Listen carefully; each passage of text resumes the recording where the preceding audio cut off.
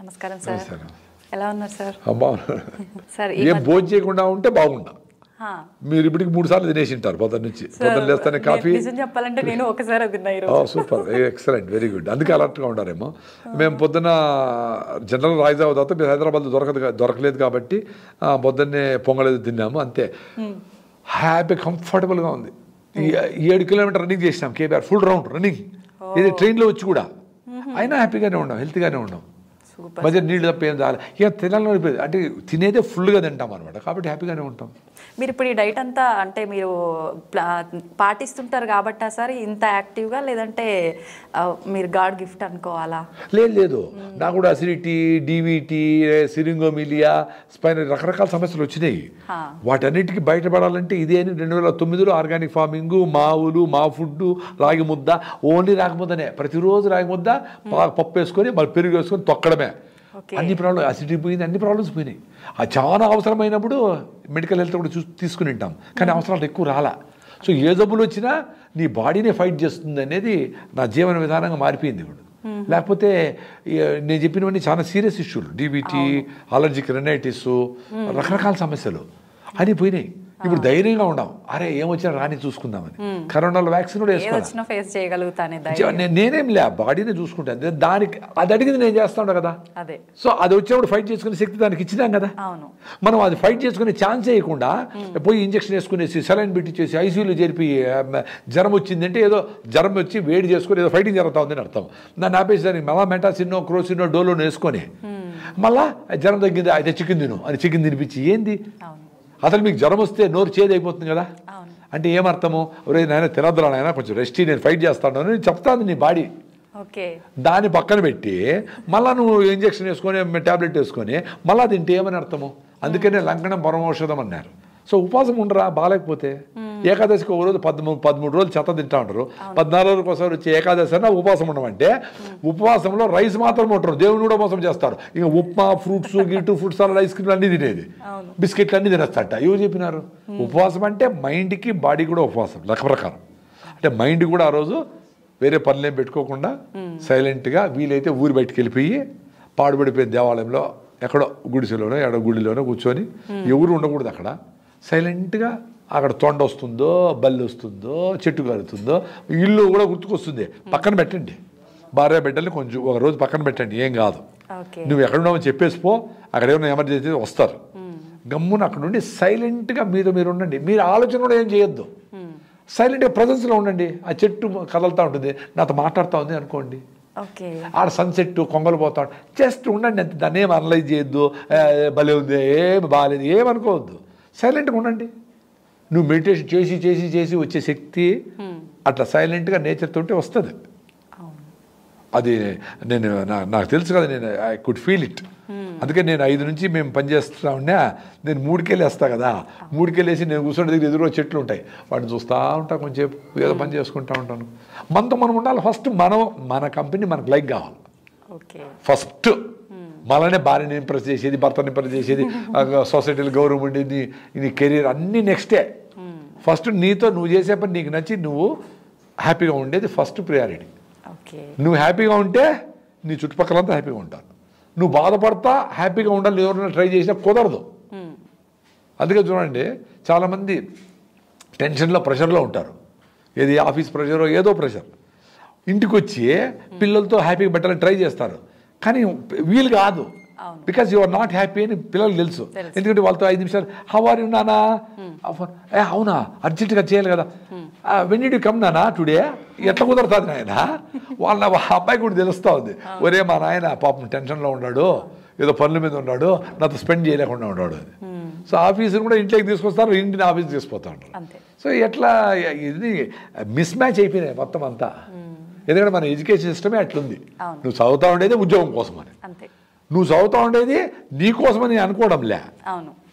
ఆ నాలెడ్జ్ అంతా ఎవరికో ఏదో సాఫ్ట్వేర్ రాసేదానికి తప్ప, నీ ఆరోగ్యము, నీ ఆహారము, నీ దేశము, ఈ భూమి, ప్రకృతి, పర్యావరణము, నీళ్లు, గాలి, నదులు, వీటి మీద కదా ఉండాలా. ఇవన్నీ వదిలేసి నాకు జాబ్ వస్తే చాలు సెటిల్ అయిపోతా. నువ్వు సెటిల్ అయ్యేది ఎక్కడ? జూబిలీ పంచగొట్టలు సెట్లు ఏమవుతావు ఆయన ఆ పొగలో, ఆ పొల్యూషన్లో, ఆ టెన్షన్లో, ఒక తినేదానికి టైం లేకుండా, నిద్రపోయేదానికి టైం లేకుండా, ఫ్రీగా నవ్వేదానికి టైం లేకుండా, ఒక సన్ రైజ్ని సన్సెట్ని చూడకుండా ఏం జరుగుతుంది? అయితే సార్ నేను అడగాలనుకునే విషయం ఏంటంటే చిన్న చిన్న పిల్లలకు కూడా ఐసైట్ సార్, కళ్ళజోళ్ళు, అసలు పాపం అనిపిస్తుంది వాళ్ళని చూస్తుంటే. ఎందుకు సార్ అసలు రీజన్ ఏంటి? ఎందుకంటే వాళ్ళమ్మ రీజను, వాళ్ళమ్మకి 6 హిమోగ్లోబిన్ ఉంది, వాళ్ళమ్మ సరైన ఫుడ్ తీసుకోవాలా, వాళ్ళమ్మకి హెల్త్ లేదు, పిల్లలు అన్హెల్తీగా పుడుతూ ఉన్నారు. వాళ్ళమ్మ హెల్త్ కోసము ఏమీ చేయలే, యోగా చేయలే, ప్రాణాయామం చేయలే, ఎండలోకి పోలా, మంచి ఫుడ్ తినలా. వాళ్ళమ్మ కూడా పిజ్జాలు, కుర్కురేలు, పెప్సీలు, చెత్తాలు తిని, జంక్ ఫుడ్ అంతా తిని బతికింది. ఈ 30 ఏళ్ళలోనే వచ్చాయి కదా ఈ సమస్యలన్నీ. ముందు అద్దాలు ఏడిపించాడు, ఇప్పుడు అందరికీ అద్దాలే, అందరికీ కళ్ళద్దాలే. దానికి మళ్ళీ టెక్నాలజీ, లేజర్ ట్రీట్మెంట్ చేస్తాము అని. అరే బేసిక్ హెల్త్ ఇంప్రూవ్ కాకుండా లేజర్ ట్రీట్మెంట్ చేస్తే ఏమవుతుంది?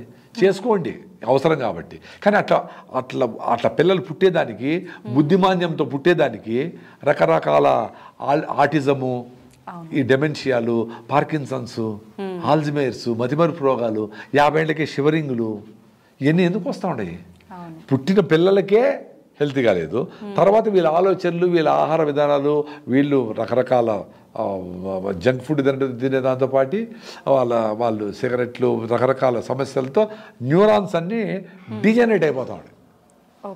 సో 90 ఏళ్ళ ముసలామె ఒక్క సెకండ్, ఒక షార్ప్గా ఒక మాట వింటానే పని చేసుకోగలుగుతాం. మరి చిన్నపిల్లడిగా రే రే రే అంటే అని చూస్తాను, అంటే వీడి మూమెంటే లేదు. చాలా ఆశ్చర్యం అనిపిస్తుంది నాకు. రే అంటే టక్కన తిరగాలి కదా, అది లేదే. చాలా డంబ్గా ఉండాలి పిల్లలు. చాలామందిని చూస్తూ ఉంటాను. అదే పళ్ళుల్లో అట్లా లేరు. మళ్ళీ ఇప్పటికి ఇంకా పొల్యూట్ కాల. ఇప్పటికి వాళ్ళు చింతకాయలు, గింతకాయలు చేసి ఉసిరికాయలు ఏవో తింటా కొంచెం బాగానే ఉండరు ఇప్పటికి కూడా. మరి ఇక్కడ ఎందుకు ఇంత డల్గా ఉన్నారు? మా పక్క నాటావులు, హైబ్రిడ్ ఆవులు ఉంటాయి. నాటావులు అయితే మనం సౌండ్ వేస్తానే ఇట్లా చోలు పెట్టి చూస్తాయి అని ఓ సౌండ్ చేస్తానే అలర్ట్ అయిపోతాయి. ఈ హైబ్రిడ్ ఆవులు నువ్వు ముందర గడ్డి వేసేసి ఏమైనా గమ్మని పాలు పిండుకో, ఏమైనా చేసుకో, గమ్మను మూమెంటే ఉండదు. ఇప్పుడు సిటీలో ఉన్నారు, అట్లే ఉంటారు చాలామంది.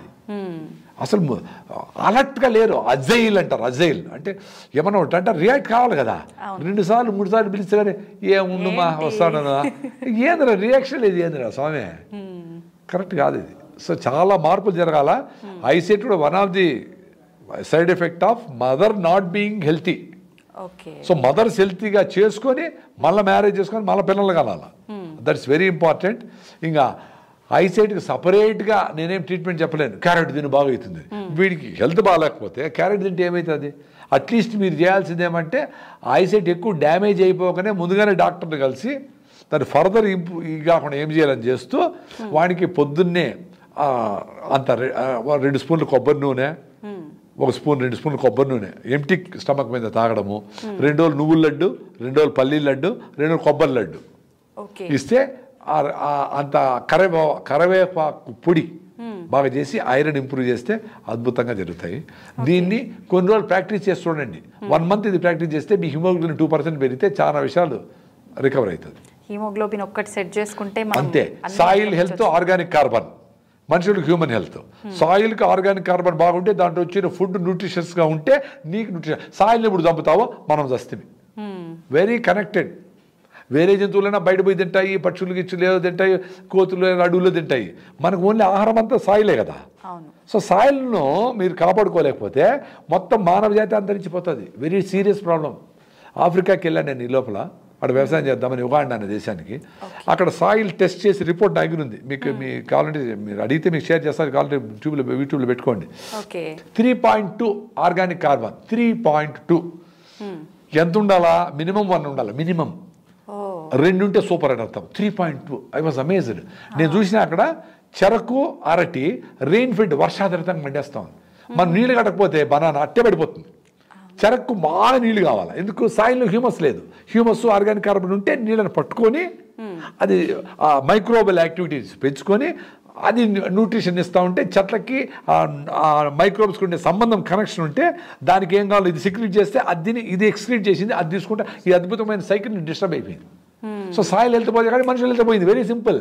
సో ఎప్పటికైనా సాయిల్ హెల్త్ మీద ఇప్పుడు అగ్రికల్చర్ సైంటిస్ట్లో దాని మీద టైం పెట్టి దాని మీద పనిచేసి అది పెట్టపోగులు వేస్తారో గొర్రెల మందలు పెడతారో జనుముజీలుగా వేస్తారో వేసి అట్లీస్ట్ రైతులన్నా నా రిక్వెస్ట్ ఏమంటే మీరు ఒక 10 ఎకరంలో ఉన్నా మీరు మంచిగా ఆహారము మీరు తయారు చేసుకొని మీరన్నా ఆరోగ్యంగా ఉండండి. ఈ దేశాన్ని బతికించాలంటే జనాల కోసమని స్ప్రేలు చేసి ఆ స్ప్రేని మీరు పీల్చి మీ ఊరంతా పొల్యూట్ అయ్యి మీరు ఫస్ట్ ఎక్స్పోజ్ అయ్యి మీ లంగ్స్ లేకపోయి మీ క్యాన్సర్లు వస్తూ ఉంటాయి రైతులకి.